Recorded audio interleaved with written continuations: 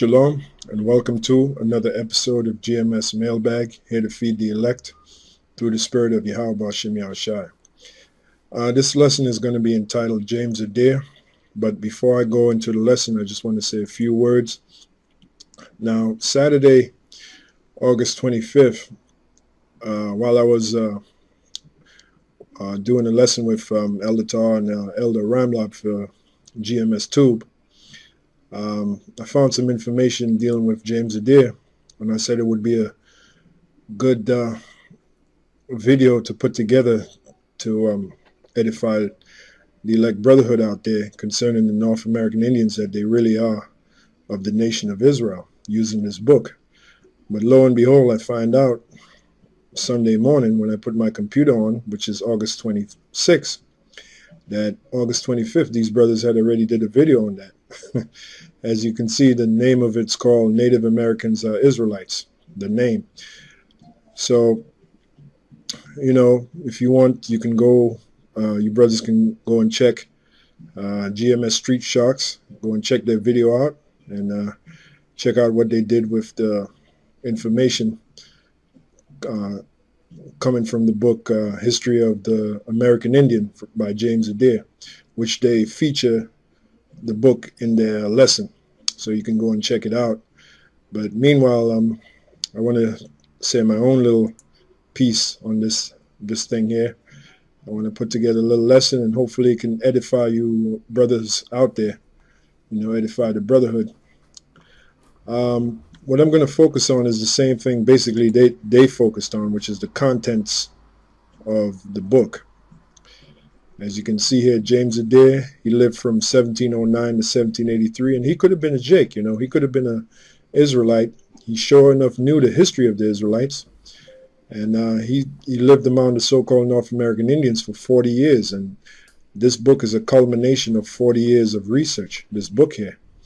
And by the way, like these brothers pointed out in their lesson, I believe the book goes for, the lowest price they saw the book was for $998, I believe they said. So, you know, for a book to be worth that much, you know it's got to have some powerful information in there.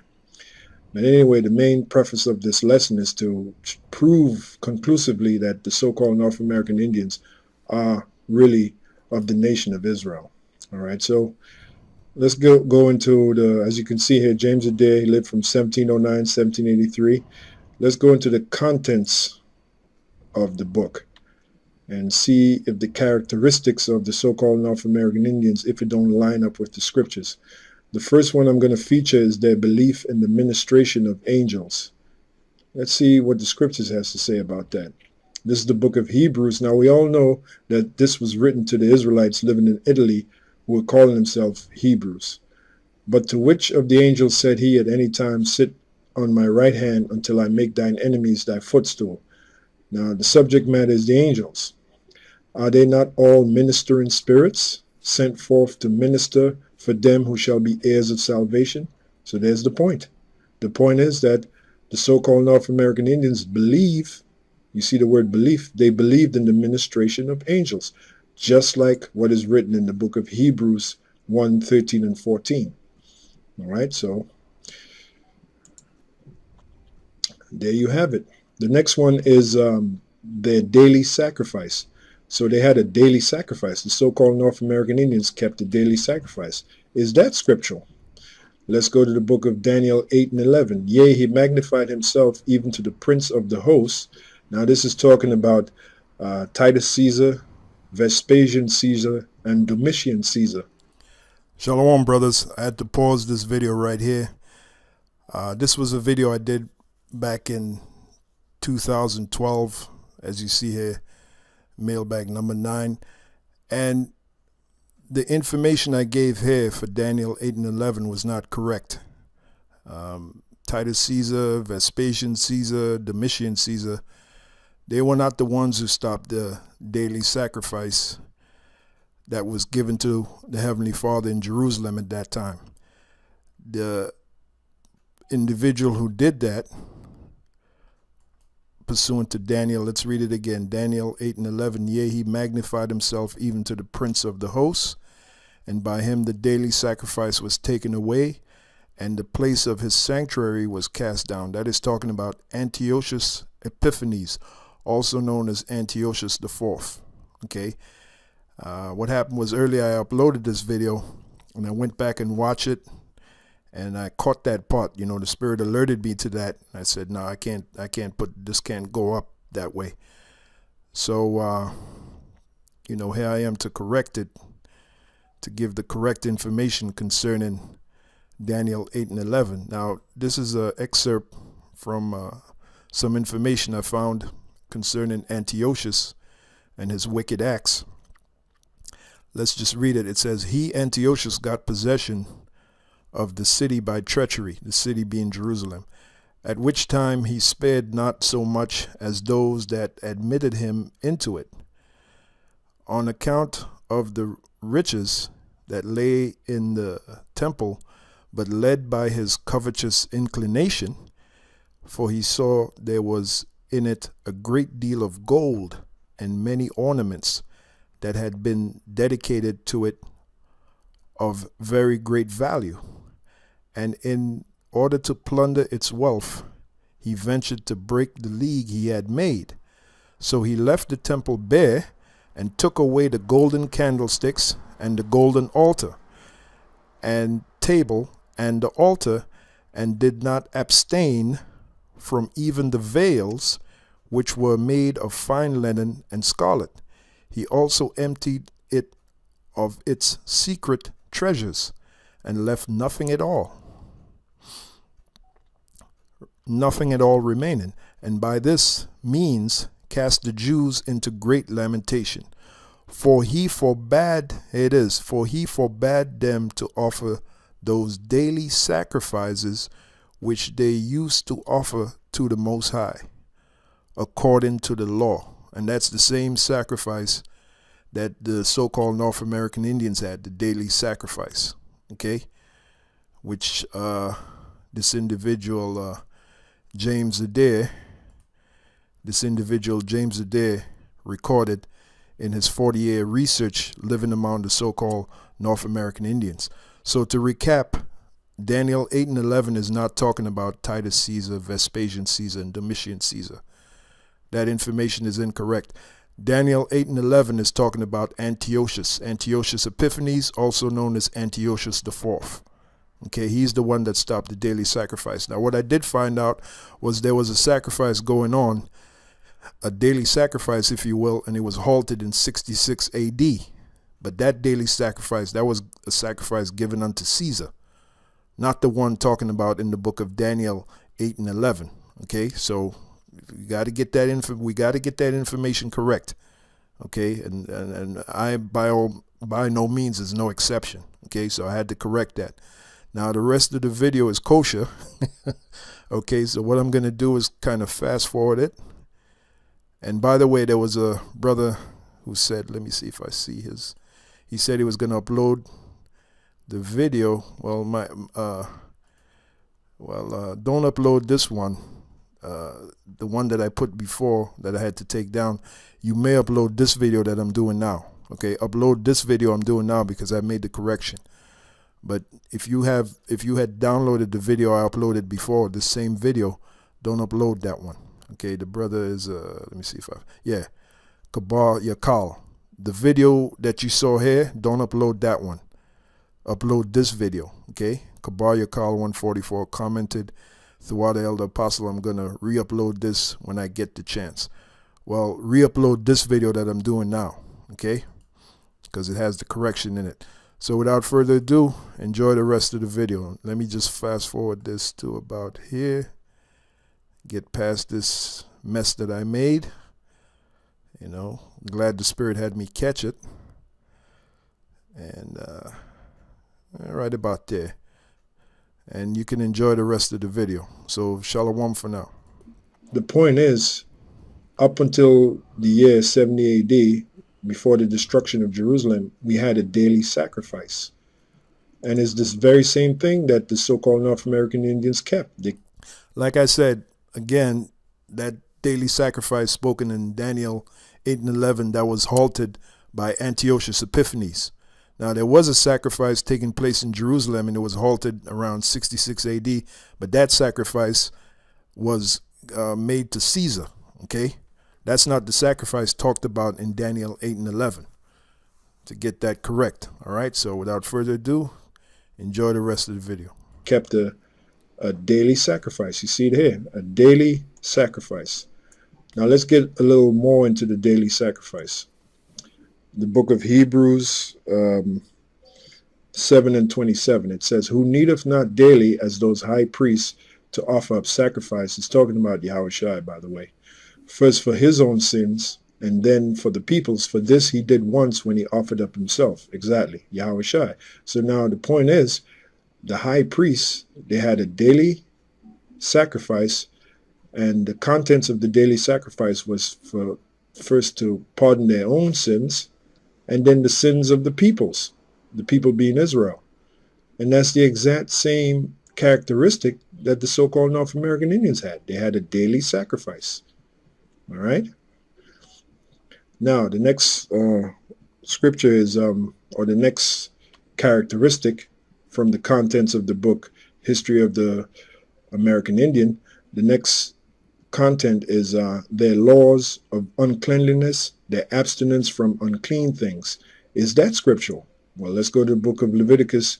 We're going to read the 11th chapter. We're going to read 1 to 8. It says, and the Lord spake unto Moses and to Aaron, saying unto them, speak unto the children of Israel, saying, these are the beasts which ye shall eat among all the beasts that are on the earth.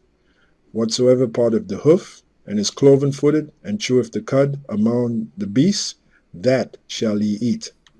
Nevertheless, these shall ye not eat of them that chew the cud, or of them that divide the hoof, as the camel, because he cheweth the cud, but divideth not the hoof, he is unclean unto you. And the coney, because he cheweth the cud, but divideth not the hoof, he is unclean unto you. And the hare, another word for hare is rabbit, because he cheweth the cud, but divideth not the hoof, he is unclean unto you. So here we have examples of animals that were unclean. And this is going back to the law of cleanliness and uncleanliness. Things we could eat that were clean, and things we could not eat that were unclean. Reading on, it says, in the swine, another word for swine is pig, though he divide the hoof, and be cloven-footed, yet he cheweth not the cud, he is unclean to you. Of their flesh shall ye not eat, and their carcass shall ye not touch. They are unclean to you. So basically, what is this? This is the law of uncleanliness. All right? The very same thing that the so-called North American Indians followed. They had a law of uncleanliness, and then they had an abstinence from unclean things. We just read that in the book of Leviticus. It says, in the 8th verse, it says, of their flesh shall ye not eat, and their carcass shall ye not touch. They are unclean to you. And then if you go to the top, to the 2nd verse, it says, speak unto the children of Israel. So what does this prove? That the so-called North American Indians are of the nation of Israel. They had the same law that the children of Israel had. Their abstinence from unclean things, meaning they wouldn't even touch unclean things. Now, of course, throughout the years, they started going off. They started, having eagle's feathers, which the eagle by nature is unclean. But at the first, even during the time of James Adair, there were certain of them that observed these laws, proving that they are indeed of the nation of Israel. All right, you can't get around it. And now this is a 40-year research that James Adair culminated, a 40-year research, and he observed all these things. All right, their laws of uncleanliness, their abstinence from unclean things. You think a heathen, if the so-called North American Indians were supposed to be heathens, do you think they would keep the law of uncleanliness? The heathens were unclean by nature. They ate unclean things. They had unclean practices. So this is proof that the so-called North American Indians were not heathens, that they had divine laws, just like the children of Israel had divine laws, or the sons of Israel, I should say, had divine laws. You can't get around it. Here's the next one. It says, their cities of refuge. Is that scriptural? Let's go to the scriptures. This is the book of Numbers. 35, we're going to read 35th chapter, 10 to 12. It says, Speak unto the children of Israel, and say unto them, When ye be come over Jordan into the land of Canaan, then ye shall appoint you cities to be cities of refuge for you, that the slayer may flee thither, which killeth any person at unawares. So if you had a person that was killed unintentionally, you had a city of refuge which the person that did the killing could flee to until he could be judged correctly. All right, and he would flee to that city of refuge, so the family of the person who was killed would not seek revenge, as it'll tell you in the 12th verse. And they shall be unto you cities for refuge from the avenger. Who would the avenger be? The family of the person that was killed. All right, could be the father, it could be the uncle, whoever, the brother. And they shall be unto you cities for refuge from the avenger, that the manslayer die not until he stand before the congregation in judgment. So it's a city he could run to and be safe until it was time for his judgment, whether the killing was lawful or unlawful. And it's the exact same thing that the so-called North American Indians had. You see it here. They had cities of refuge. Where the hell did they get that concept from? They got it from the children of Israel, man. Just read it here. Speak unto the children of Israel. So what does that conclusively prove? That the so-called North American Indians comes out of the nation of Israel, that they are of the children of Israel. All right? Here's the next one, or the final one, I should say. They're raising seed to a deceased brother. Is that scriptural? Let's go to the law. Deuteronomy 25 and 5. It says, If brethren dwell together, and one of them die, and have no child, the wife of the dead shall not marry unto a stranger. Her husband's brother shall go in unto her, and take her to him to wife, and perform the duty of an husband's brother unto her. That's self-explanatory. It explains itself. This is the exact same thing that you see here. A characteristic of the so-called North American Indian. They're raising seed. Another word for seed is offspring. You know, in this day and age, we say children. It says they're raising seed to a deceased brother.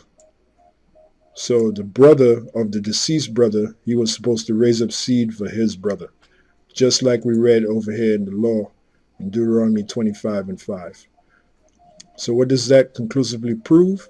That the so-called North American Indians are of the nation of Israel. They kept this very same customs that is written in the law of the scriptures, which was given to the Israelites.